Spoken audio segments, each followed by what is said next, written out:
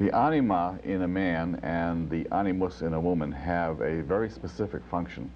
Through the process of projection, you are drawn away from your own egotism and your own self-absorption and out into the social world, a function very much projected by an awful lot of men on the woman in their life who runs the social side of things.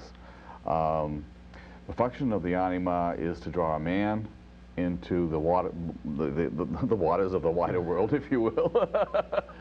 Into the water. The waters of the unconscious. Over his head. Yes, that's the definitely. function. Yes. Yes, challenges. She challenges a man, and asks the best of him. And you might like to comment on this drawing out process that comes as part of a projection.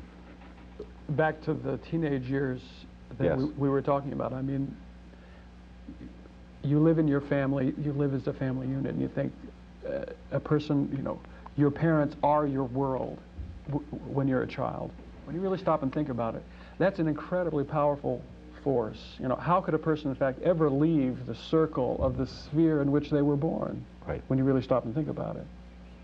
And the only way for that to ever happen is for a more powerful force to pull or coax or lure or push a person out of that original circle of their known world into life, really, to be drawn into life. So that is, again, this mediating function of the animus, that there has to be something that gets you so fascinated with something that you'll leave home and, you know, go to college, start a career, find a person, get married, start a family.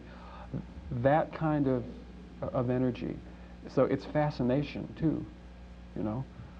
What is it that really interests you so much? And that's a problem. That's right. For many people, I mean, you find that you're not interested in the things you think you ought to be interested in. Or the things that you used to be interested in are things that really don't do anything for you anymore. And you wish they were, because you've just spent a lot of money buying this whole new set, and now right. you don't care about it anymore. That's the anima too, see? That's the anima. Moving through life, moving to different things. Definitely moving through life. One of the interesting things, Grace Kelly's been a great fascination of mine. She became a princess. She became unreachable. There's a whole thing that goes with that.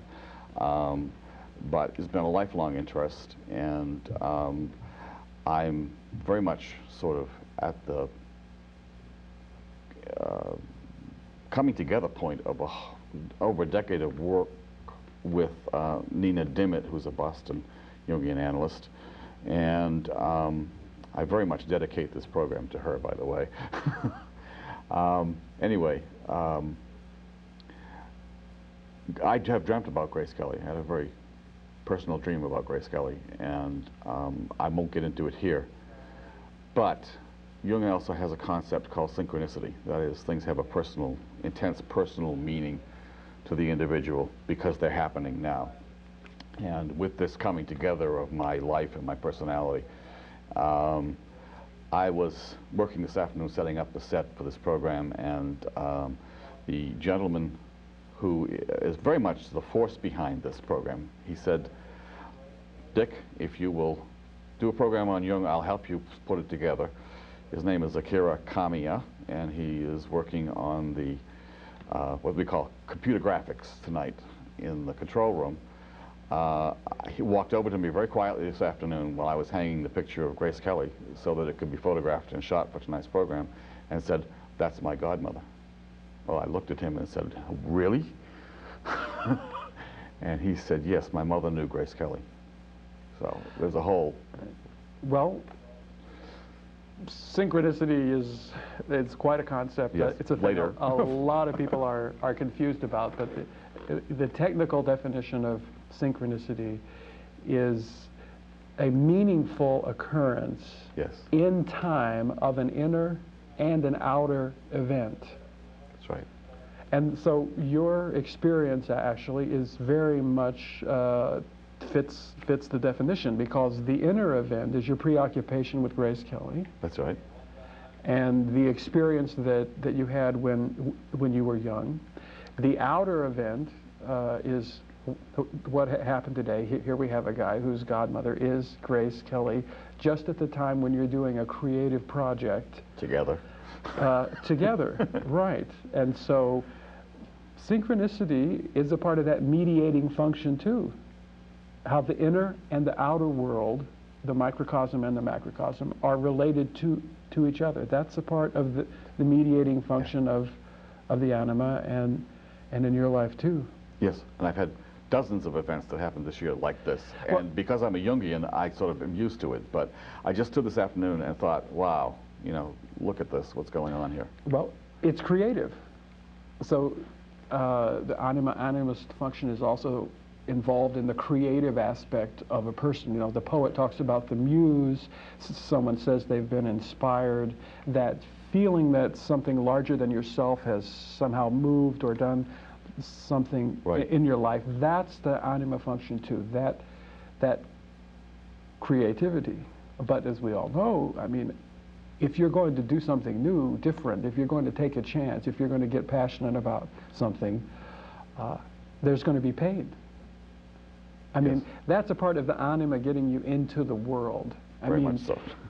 we would all rather just stay home and not have anything happen. Right.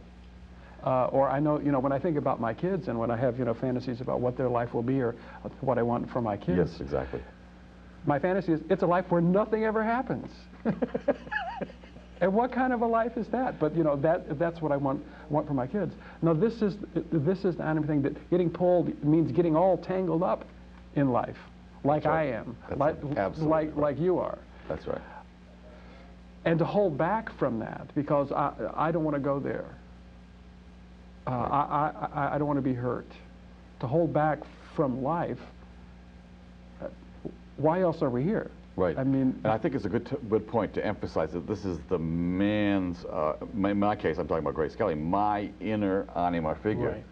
which is very much inner, simply being embodied by this woman who was so sexually open, sexually confident, willing and able, who later became a princess. This character she played, Grace Kelly, I don't know at all. Grace Kelly is indeed an unknown quantity in my life. That's right. Because And it's not really Grace Kelly we're talking about. No, it's my image, Right. my inner anima figure.